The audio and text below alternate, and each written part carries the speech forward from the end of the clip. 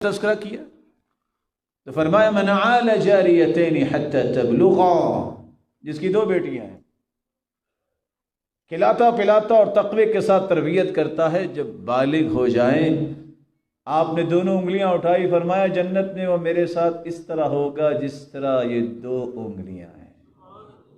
आज किसी के घर में 2 या 3 बेटियां पैदा हो जाए, पूरे ख़ानदान के चेहरे बिगड़ जाते हैं। काश इनको अल्लाह समझ अता फरमाए। तो अल्लाह के रसूल की ये बात को याद रखें, ला तुक्रिहुल बनात फ़इन्नहुन्नल मूरिसात अलगालियात, बेटियों को बुरा न समझा करो, ये बहुत महंगी होती हैं और वालिदैन का बड़ा ख्याल करने वाली होती है। और इसलिए इमाम अहमद बिन हम्बल के पास एक शख्स आया जिसके पास 9 बेटियां थी। तो कहते हैं आप जानते हो अंबिया को, अक्सर अंबिया को अल्लाह ने बेटियां ही अता की हैं, बेटे कम अंबिया को मैंने। अलबनातु निअमा अलबनून निअमा वलबनातु हसनात अल्लाह युहासिबु अला निअम व युजाज़ि बिल हसनात।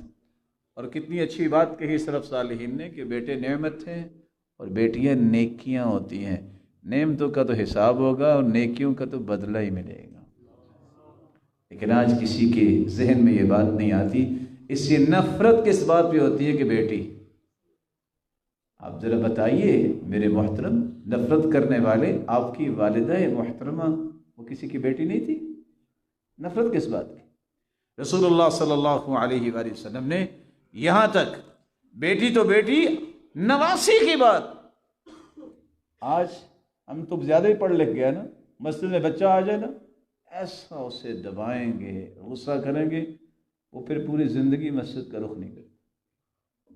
अल्लाह के रसूल अपनी नवासी को कंधे पे बिठा के नमाज पढ़ रहे हैं। कायनात के सरताज हैं। जब सजदे में जाते हैं तो उसे बिठा देते हैं, जब खड़े होते हैं तो फिर कंधे पे सवार कर लेते हैं। रसूल